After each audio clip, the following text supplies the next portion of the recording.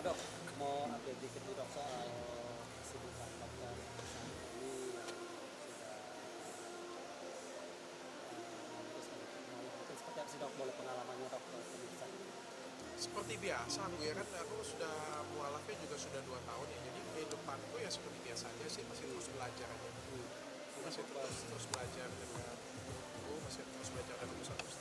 Jadi sih nggak ada yang spesial. Berarti untuk jadwal-jadwal ibarat atau pertemuan sendiri itu dijadwalkan tersendiri, ada jadwal tersendiri atau seperti apa dok? Eh, saya masih sering chatan, sering komunikasi. Sebulan beberapa kali ketemu dengan beberapa ustadz, itu aja sih. Dan aku merasa kayak masalah ibadah sepertinya nggak perlu dipamerkan ya, nggak perlu diceritakan juga ya. Bagi aku ya, apa sih kan ibadahku juga nggak buat orang lain juga masuk surga sih. Dok, versi Nah, terbaik yang dirasakan apa sih dok mungkin sekarang? Versi terbaik dokter Richard sekarang? Versi terbaikku aku fokus dengan pekerjaanku aja sih, fokus dengan keluargaku, fokus dengan teman-temanku, itu yang paling penting sih. Kejadian tahun 2024 menyadarkan aku bahwa ternyata apa yang kita lakukan itu bisa buat orang lain iri, bisa buat orang lain nggak suka dengan kita.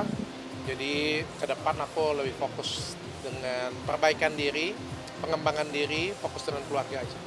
Kemarin dok tip ini dok mungkin speak up juga kapan nih dokter Richard mungkin apa namanya apa sih? Harus ada Apa? adoptif gitu, Hah? adoptif. Ada panggilan di Polda di mana nih dok? Oh, kalau sampai sekarang aku nggak ada rasa udah undangan ya untuk aku ya. Jadi kalau ada undangan nanti aku pasti akan hadir. Overall mungkin sama dokter ada komunikasi apa gimana dok? Nggak ada komunikasi.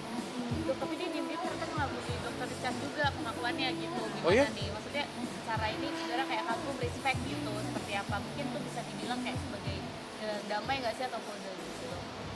Oh, ya aku nggak tahu. Mungkin bagi kamu. Ya terima kasih kalau mengagumin saya. Terima kasih. Tapi dokter sendiri menanggapi itu seperti apa? Mungkin tanggapan dari pernyataan dokter sendiri menyikapi. Salah sikap nanti saya. Saya mau ngomong terima kasih tapi dia masih ngatain saya setiap hari. Coba gimana? Oke, dok. Ya kalau kita ngomong kagum dengan orang kan konsisten ya harus ya. Saya kagum dengan misalnya Pak Prabowo ya kan, artinya kan saya konsisten. Ya kan saya memberikan kritik kan pun kritik yang membangun kan. Tapi kan ini kan yang kita rasakan bukan kritik yang membangun ya, tapi kebencian. Tapi dari dokter Richard sendiri mungkin memungkinkan nggak sih bahwa pintu-pintu nama itu akan terbuka kalau misalnya ada Kalau Allah mengizinkan ya pasti, apa sih nggak mungkin, ya bisa-bisa saja. Tapi kan dokter terlihat lebih santai nih. Sedangkan di sana kan kayak terus gimana ya dok? Maksudnya inilah pas gitu dok. Gimana sih dok? Kita kesel nggak sih? Kayak tetap tenang. Sebenarnya susah ya buat menanamkan itu. Lucu sih saya ketawa, sunat saya aja diurusin dia. dokter menanggapi bahwa Apa kamu mau tanya saya sudah sunat atau belum? Dok, Kenapa nggak mungkin, dia aja nanya. Dok, menanggapi bahwa banyak narasi terkait dengan buzzer nih dok. Seperti apa sih? Bahwa pengusaha banyak memakai buzzer untuk saling menjatuhkan satu dengan yang lainnya, rekan-rekan sejawatnya. Nah aku nggak tahu sih, ya cukup sedih lah kalau memang iya pakai buzzer kan, cukup sedih ya, itu aja sih sebenarnya. Ya sampai kan kita mau usaha, mau berbisnis ya nggak apa-apa, tapi kan jangan sampai menjatuhkan orang lain, jangan sampai menjelekkan orang lain, itu aja sih. Aku juga pernah nge-review jelek untuk orang lain ya, nge-review bahan berbahaya untuk orang lain. Tapi kan sekedar review, that's it. Aku cuma pengen kasih tahu. Kayak misalnya kayak gini ya, ada narkoba. Aku sebagai dokter boleh dong aku review, narkoba ini bahaya loh, jahat loh. Tapi cukup sampai di sana sih. Nggak perlu aku sampai spill yang ngejualnya neneknya siapa, sudah disunat atau belum, agamanya apa, emaknya bagaimana. Ya kebencian aku nggak sampai di situ. Aku cukup sampai narkobanya berbahaya. Bagi aku that's it, cukup sampai di situ. Itu narkoba loh yang jelas berbahaya. Ataupun lagi misalnya ada orang yang misalnya melakukan hal yang kita nggak suka ya, kan kita boleh ngomong, aku nggak suka nih dengan orang ini, menurutku ini salah.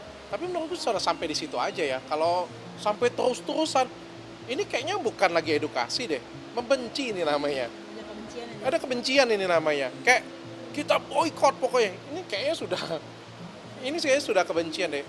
cukup kita kasih tahu bahwa ini salah. Bahkan bahan yang ada merkuri aja, aku nggak pernah ngomong kita boikot barang-barang. Ya udah, kalian sudah tahu itu berbahaya, kalau saya mau pakai ya resiko ditanggung sendiri. Itu kan tugas edukator. Aku pikir ya seperti itu ya. Gimana sih dok, mungkin para penggiat bisnis skincare lagi bebenah juga nih mungkin dengan adanya huru hara di 2024 kemarin. Ya bagus ya. Aku pikir sih baik dikritik ataupun enggak ya kita harus berbenah. Sebagai pribadi yang lebih baik ya kita harus perbaikin diri terus menerus.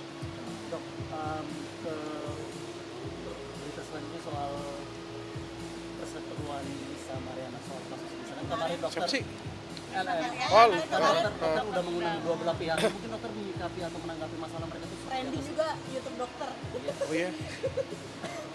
Apa yang harus saya tanggepin? Tapi melihat Saya cuma media mas, sama seperti kalian. Gimana? kan banyak masyarakat juga menilai bahwa apakah benar apa yang diungkapkan mereka dalam podcastnya Dr. Richard Lee. Kalau dokter sendiri menanggapi dan wawancara sama mereka mungkin kemarin seperti apa sih dok kalau boleh? Saya tidak dalam kapasitas membenarkan ataupun juga menyalahkan orangnya.